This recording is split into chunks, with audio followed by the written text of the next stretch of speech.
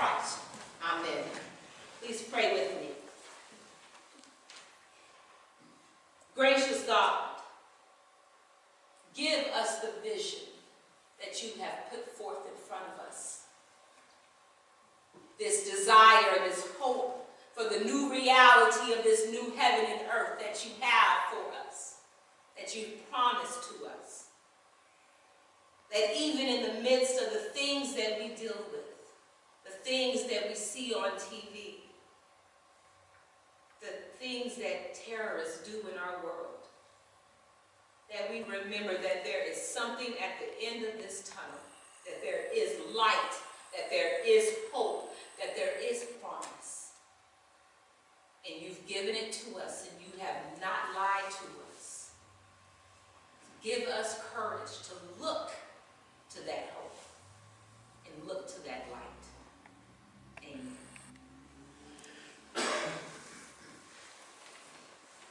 I get these news bulletins on my phone. And every so often I'll see something that just kind of makes me a little sad. Hurts me a little bit. I was trying to talk to Shannon in the office on Thursday, and my phone made a little noise. And I glanced at it, and it broke my heart. I had forgotten to tell my husband about it until this morning, because there's just too many bad things that happen to remember everything. But in Philadelphia on Wednesday night, a brother and a sister were shot and killed while trick-or-treating. I'm sure this is not the only place that it happened. Saw on the news feed this morning, 3 Girl Scouts were shot along with, they were killed, I'm sorry. They were killed along with a few other people in a hit and run. This world is not always full of great and wonderful and nice things. If we turn on the news, we don't see great and wonderful and nice things all the time. Some of us like to say that we don't even watch the news. It's painful, the things that happen in this world. And that is why we have the prophet Isaiah giving us a foretaste of the feast to come. That there's something more that will happen. And so he gives us this prophetic promise. The Lord God will wipe our tears. He will wipe the disgrace of his people. It ends with saying, let us be glad and rejoice in his salvation. And I know it's hard to be glad and to rejoice when you're seeing death and destruction, hate and evil. I know it's difficult to think about the good stuff when you're looking at the bad stuff on TV. But that's why we have the gift of the prophet Isaiah in this text, giving us this reminder of what is to come. He says in the very beginning, on this mountain, the Lord of hosts will make for all peoples a feast of rich food, a feast of well-aged wines. He will destroy on this mountain the shroud that is cast over peoples, the sheet that is spread over all nations. He will swallow up death forever. See, we have to remember the promises when we turn on Channel 4 and Channel 6. We have to remember the good stuff that God says will happen in the midst of the ugly stuff that we're dealing with. And I know it's hard because the news is on every day. Murder is happening every day. Steve mentioned in the prayers last week about the shooting at the synagogue. This has been making waves, and people have been reacting and responding since this whole week. Active shooter trainings, Should we lock our doors? For the record, our doors are unlocked right now. These is the questions that we look at in the midst of the death and destruction that we live in on a daily basis. It's not some other country anymore. This is not just what happens in the Middle East. This is not just what happens in the developing world, what we used to call third world countries. That's no longer a politically correct statement now. This is not just what we can say happens over there. It's what happens here. And so when we get the prophet reminding us that he will swallow up death, that he will wipe away our tears, that we don't have to be in pain and sorrow, in grief forever. There's light at the end of the tunnel. We repeat this idea in our Revelations text. This idea of a new heaven and a new earth. See, where we are right now, we are in a country, in a planet, where there are decisions that are rooted and founded based upon power, money, control, not necessarily love. Love is not necessarily what our systems are based upon. If it was, then maybe every political ad would talk about love. I don't know. What we're living in is a world right now where it seems as if the powers that be, throughout the decades that I've been alive, has gone through a foundation idea of community. At least that's what it was back in the 60s and 70s. Even when I was in the 80s, it takes a village to raise a child. To now we are in a society, in our individualism, where we inflict pain against each other. We assert superiority against each other. This is not something new.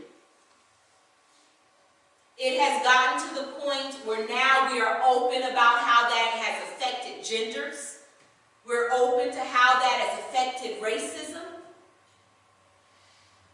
We don't like to talk about the ugliness, but Revelations is telling you, yes, there's ugliness, and yes, there's a plan at the end of it. We don't like to talk about why we need a new heaven and a new earth. Something else popped up on my news bulletin on my phone this morning that irritated me, made me mad. A black female doctor who teaches at Harvard Medical School, works at Mass Gen, one of the largest hospitals in Boston, tried to help a sick passenger on an airplane. And when she tried to help that sick passenger, the flight attendants went off on her, demanded to see her medical license, and then asked another flight attendant, can you verify that this is the right medical license? Asked her what her specialty was. Now, since then, of course, the airline has apologized and there's been all kinds of talk.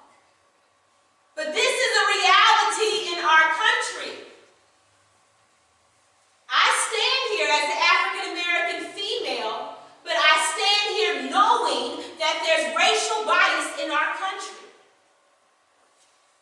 That in a city like Columbus, I could be mistreated by cops because of the color of my skin. That's a reality. I stand here with no record.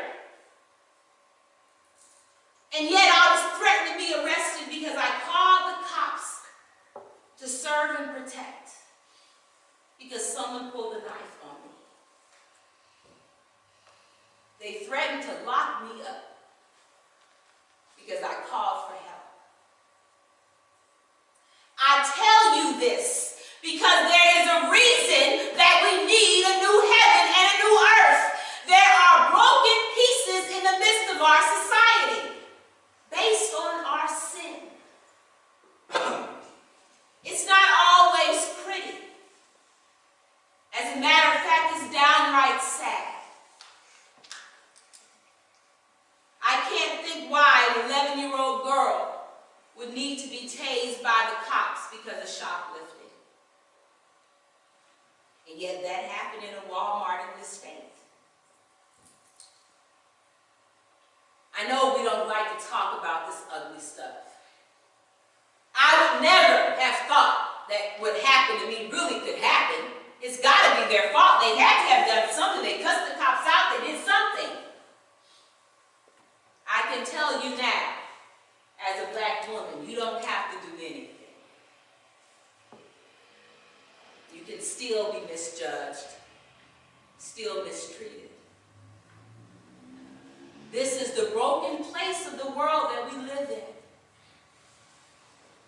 And so now, at 38 years old, I can tell you some things for fact and for true. I don't have to say what may have happened or give you secondhand information. I can tell you what is reality because God let me live it for myself.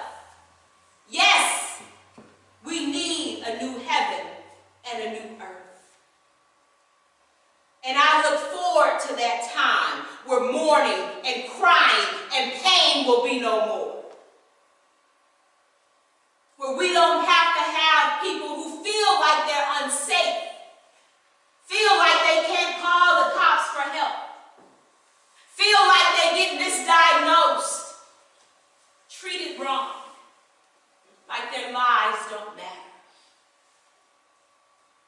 We need this new earth. We need this heaven that will allow us to live our lives full of life and hope, not pain, suffering, and brokenness.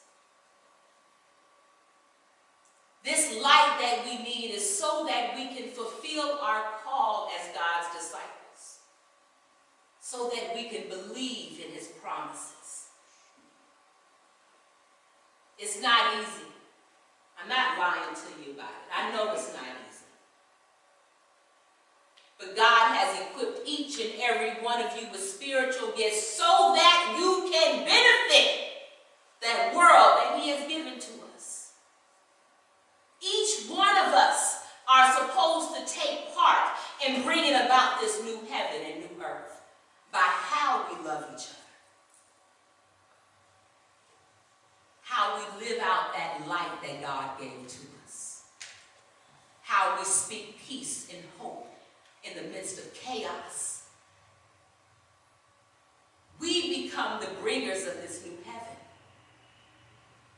That's why I tell you all, and I tell you again, do not be scared. Have courage.